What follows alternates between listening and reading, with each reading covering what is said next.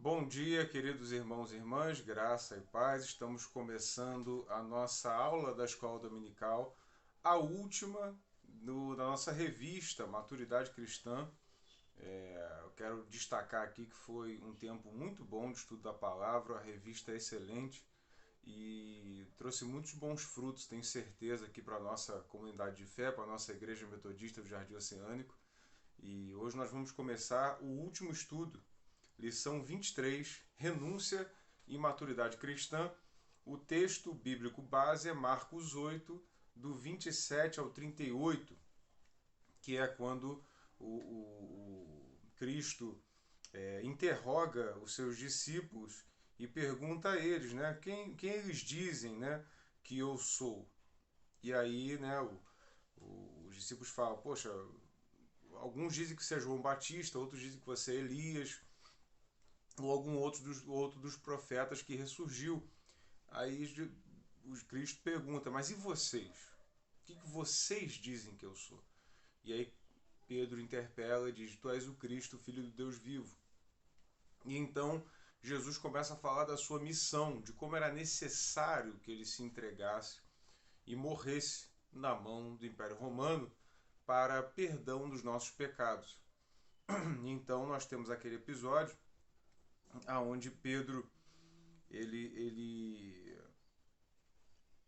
começa a repreender, né, Jesus, aqui no versículo 32, né?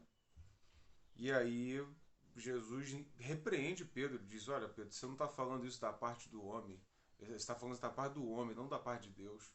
É minha missão e você não pode me impedir. E aí lá no final ele diz, quem quiser vir após mim, versículo 34, negue-se a si mesmo, tome a sua cruz e siga-me. Ele, pois quem quiser salvar a sua vida vai perdê-la, mas quem perder a sua vida por amor de mim e do Evangelho vai salvá-la.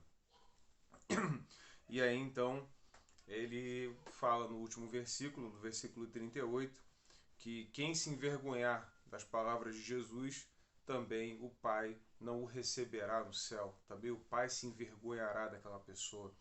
Então é um texto muito emblemático e muito necessário, sobretudo para os dias de hoje. E aí nós podemos nos perguntar, o nosso estudo aqui está dizendo, o que renúncia pode ter a ver com maturidade cristã? No processo de desenvolvimento espiritual, percebemos que ela é a marca do ministério de Jesus e uma experiência de quem o segue como discípulo e como discípula. Chega um momento das nossas vidas em que nós vamos precisar nos decidir se nós queremos seguir o caminho da cruz ou se nós vamos seguir o caminho do mundo. Chega um ponto onde nós nos aprofundamos tanto na palavra que esse texto nos pega e a gente passa a nos perguntar: e agora? O que eu vou fazer? Eu vou totalmente, vou me renunciar, vou abrir mão ou eu vou continuar na vida dúbia? E vale lembrar que a vida dúbia, na verdade, é uma vida que não serve ao propósito de Cristo. Ou nós nos entregamos totalmente, ou não nos entregamos de forma nenhuma. Não existe como ser um crente raso. É impossível. Alguns dizem que isso existe. Eu digo que não é possível. Porque ou o crente é de verdade, ou o crente não o é. Não tem como ele ser um cristão, se denominar um cristão, ser conhecido como um cristão, se ele não vive na sua totalidade os princípios de Deus. Porque vai chegar um momento em que ele vai envergonhar o nome do Senhor. Como nós temos visto, inclusive nós vemos nas altas esferas da sociedade, né, muitas celebridades que se dizem cristãs, e logo em seguida elas envergonham o evangelho totalmente. Elas abandonam princípios, elas não seguem, porque não é possível ser um cristão e andar de alguma forma nos caminhos do mundo, andar de alguma forma fora da presença de Deus. E quando eu digo isso, eu não estou falando exatamente de uma vida de todo dia estar na igreja, mas de conservar os princípios por onde anda. Né? A gente conhece muitos famosos aí que são crentes, que namoram uma, namoram outra, né? Tem 10 namoradas, participam de mega festas, onde acontece só Deus sabe do que. outros que cometem roubo, que cometem adultérios. Então, como é que essas pessoas podem dizer, não, ele é um crente, mas é um crente raso? Não, ele não é.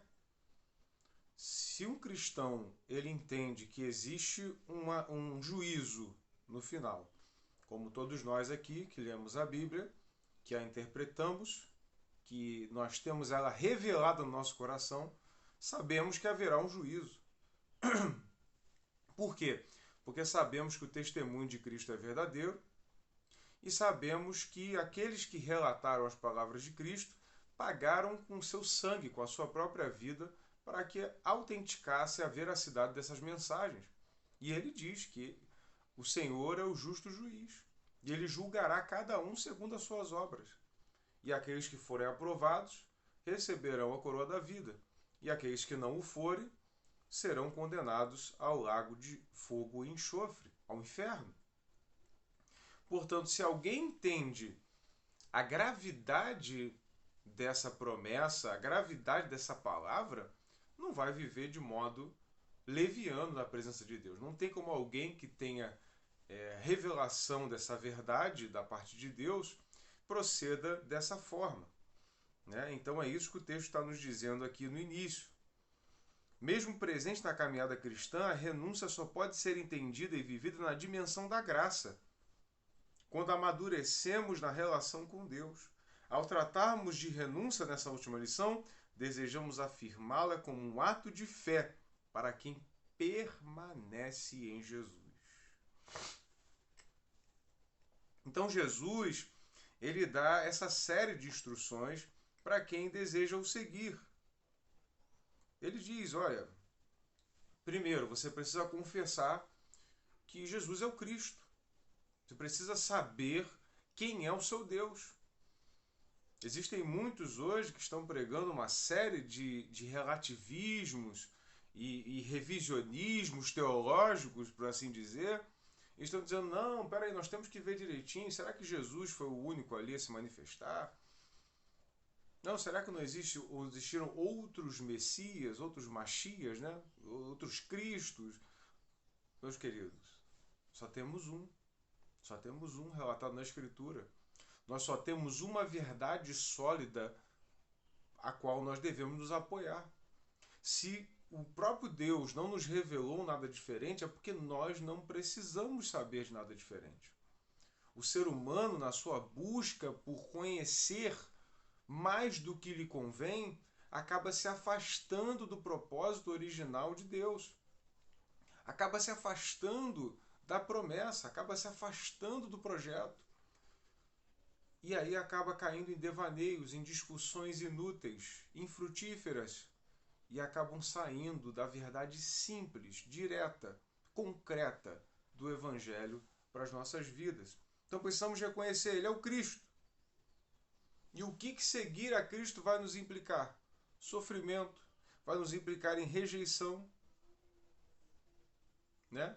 Aí você vê o próprio discípulo Pedro, o apóstolo Pedro, ele falando para Jesus, não, Jesus, o senhor não pode morrer. Por quê? Porque, como nós falamos em estudos anteriores, existia esse conto, essa ideia de que Jesus seria um líder bélico, que livraria o povo do jugo do Império Romano. E esse era o desejo de muitos dos discípulos de Jesus. Tanto que, quando Jesus é preso, né, levado cativo pelo Império e pelo sumo sacerdote, muitos discípulos o abandonam, falam, não, então esse não era o Messias, porque o Messias era para nos libertar disso tudo. Então ele diz, não, o senhor não pode morrer. Se o senhor morrer, acabou a guerra, acabou. O senhor não é o Messias. E aí Jesus repreende duramente Pedro, já ensinando a Pedro que a nossa guerra não é contra a carne nem contra o sangue. A guerra de Jesus não era contra o Império Romano. A nossa guerra não é contra governos, autoridades e nações desta terra. A nossa guerra ela é contra principados e potestades nas regiões celestiais, autoridades espirituais. A nossa guerra é na mente e no coração. A nossa guerra é no espírito. A nossa guerra é contra o nosso desejo humano, nosso desejo carnal. que se inclina sempre para o mal. E como é que nós vencemos os desejos carnais? Nos apegando à palavra, vivendo uma vida espiritual. Senão, não tem jeito. Porque se nós olharmos para o nosso mundo hoje, nós olharmos para as condições do nosso país, nós não vemos esperança terrena. Cada vez mais as bases dos crentes mundanos e terrenos estão ruindo. E glória a Deus que estão ruindo. Porque por muito tempo os cristãos, ainda na Igreja Católica Apostólica Romana, se apoiavam no Estado. E veja o que a história nos demonstra de muitos absurdos que foram cometidos em nome de Deus, que na verdade foram atos políticos, econômicos, estatais, força de nações e não da vontade de Deus.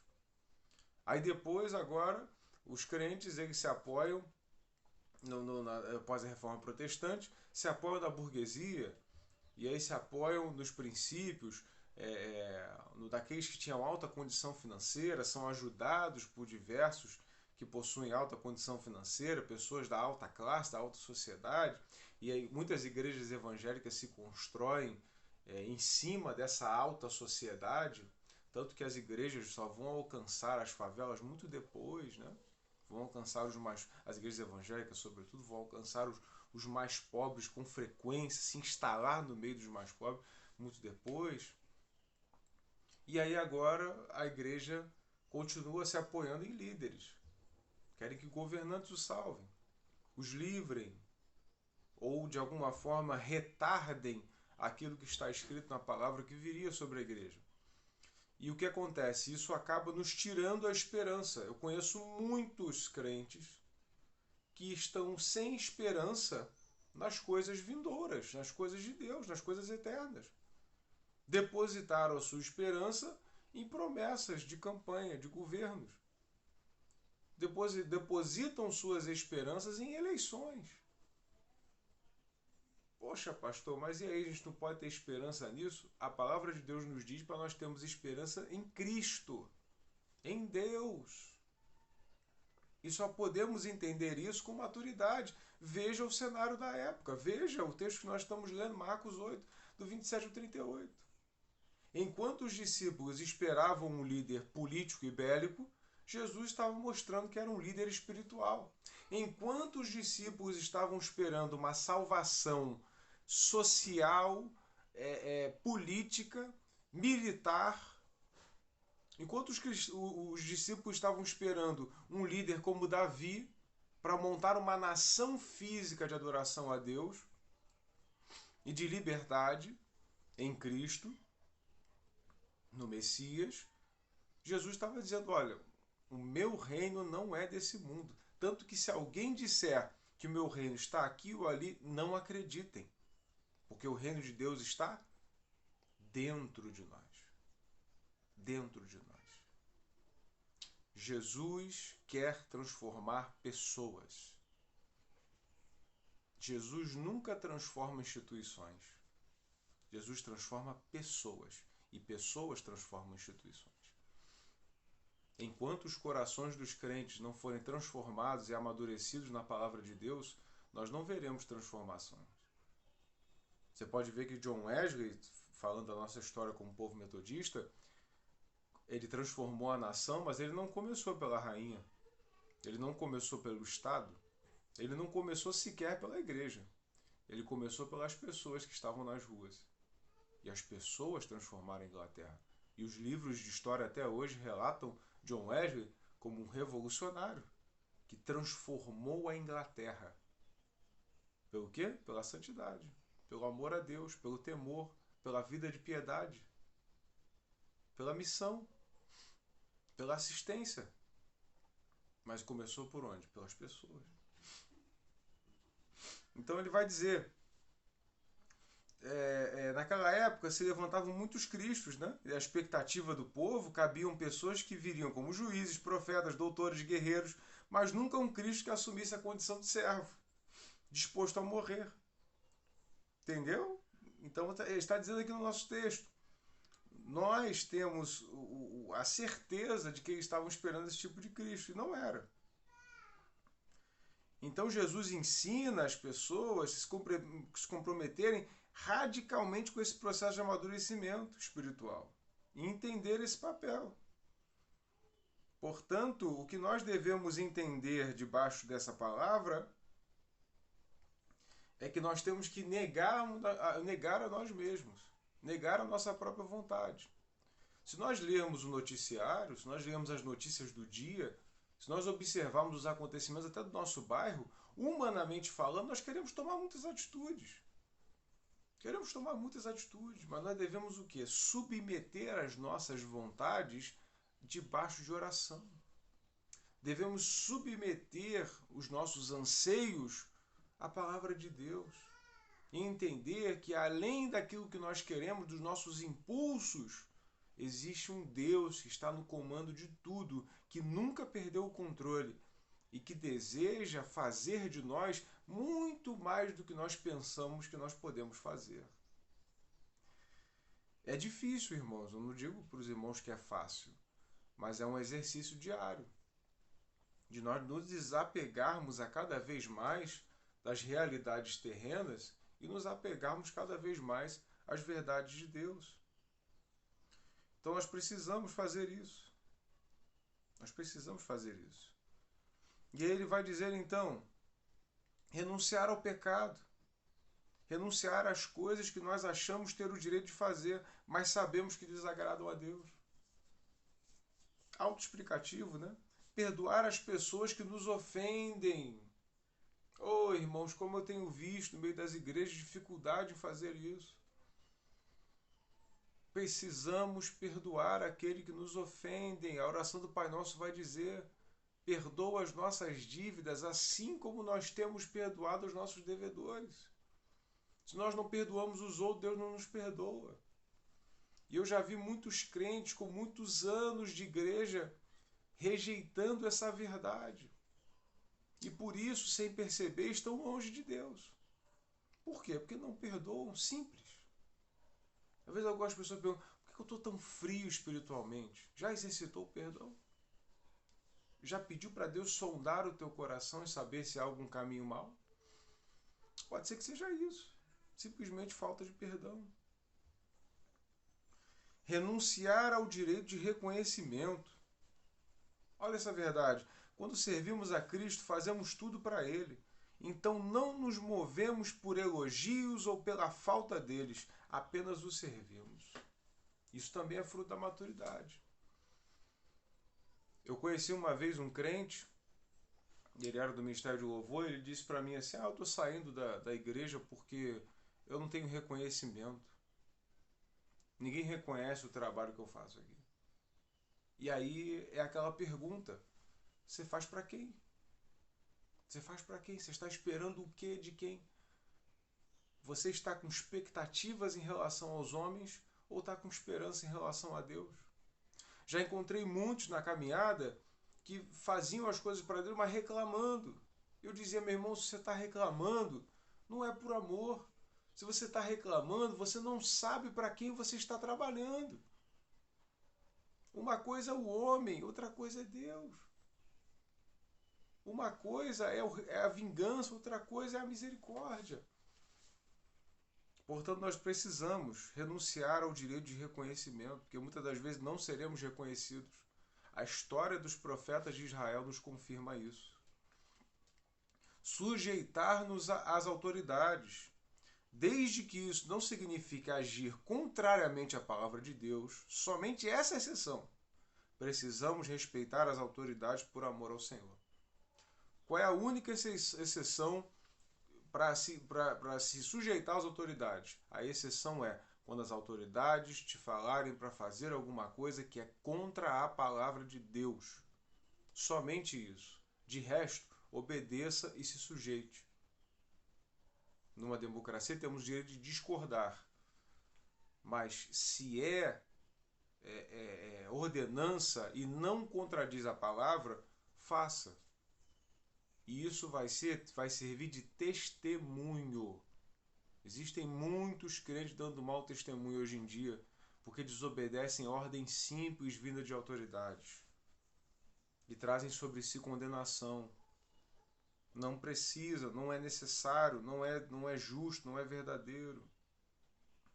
Portanto, essas são as lições que nós devemos aprender e só vem com a maturidade que nós aprendemos ao longo das lições.